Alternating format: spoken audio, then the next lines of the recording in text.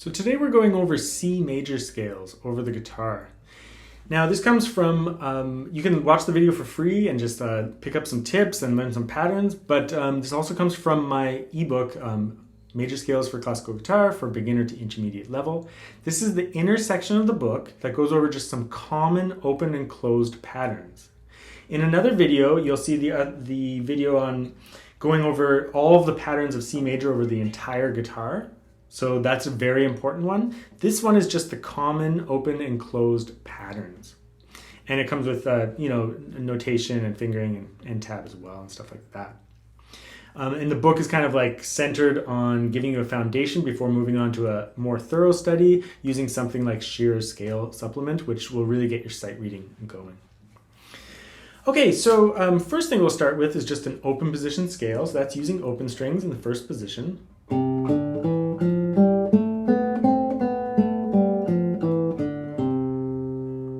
I'm assuming you've already played like a method book or something and played that scale before. But one thing I'll say is always say the note names out loud. C, D, E, F, G, A, B, C. So if you say the note names out loud, you will make a connection with the key. You won't just be memorizing fingerings, but you'll actually be engaging with the material. Don't forget to also watch the video on ways to practice the major scales. But we're just going to breeze through the different patterns today.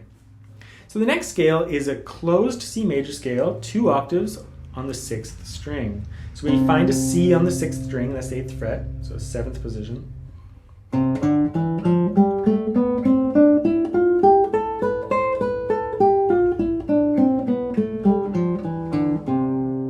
When you're learning these 2 octave scales, make sure you always know where each octave occurs. So C, D, E, F, G, A, B, C. So there's your octave. And then you should also practice sometimes just going from that next octave. C, D, E, F, G, A, B, C. And again, say the note names out loud so you know what note you're playing. Don't just play fingering. It's pretty easy to do. If you can play the first position scale, then you know what notes are used. And it's just, 1 octave at a time. So the first octave, C, D, E, F, G, A, B, C, C, D, E, F, G, A, B, C. And then of course,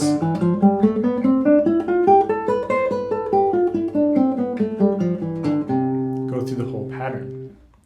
Okay, C major, 2 octaves on the 5th string. So this is another movable pattern. So movable patterns, like that pattern we were just doing, if you move it to a different fret, it's also the same scale, right? It's a different key. So D major there,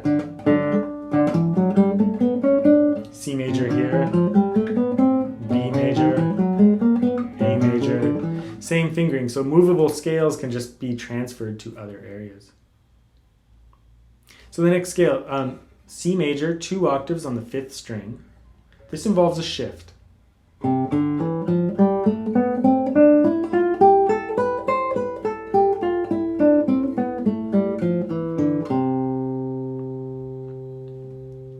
So again, know your octaves, or with the shift. And then from that octave, here's the C, D, E, F, G, A, B, C.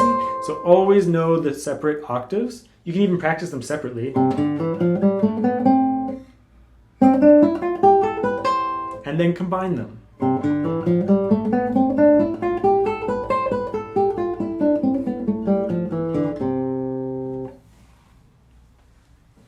And then I have an example of an open string shift. Open string shifts are so important in repertoire. This is essentially how we play guitar in repertoire when we see scales. So we're going to do the first position scale. And then when we get up to the open E string, we're going to move our hand up to the 5th position and get F. Remember that scale we did up there? So open E, F. Might be really helpful to say the note names out loud. C, D, E, F, G, A, B, C, D, E, F, G, A, B, C, B, A, G, F, E, D. So on the way down, F, E, D, C, B, It's incredibly important because when you shift on an open string, it's ringing out, so it's super legato. So there's no time when there's no sound happening. So the open string makes things very legato.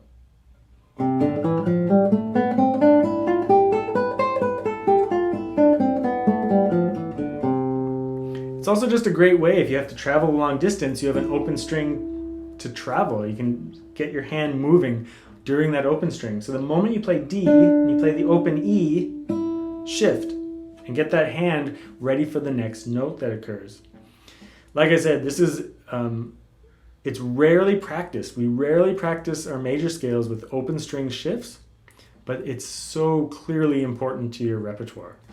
What could be more important than shifting on an open string in repertoire? It's how we usually do it in repertoire. Not always, but it's how we usually do it. So it's well worth your practice. It's also just good practice on shifting, right? I mean, it's like we don't practice shifting enough either. So it's a great practice for that. So those are the common patterns in the middle section of the book. Just remember that the final section of the book goes over all the patterns over the entire fingerboard, which is the most important thing, and it'll help you to recognize all the shapes we just went over.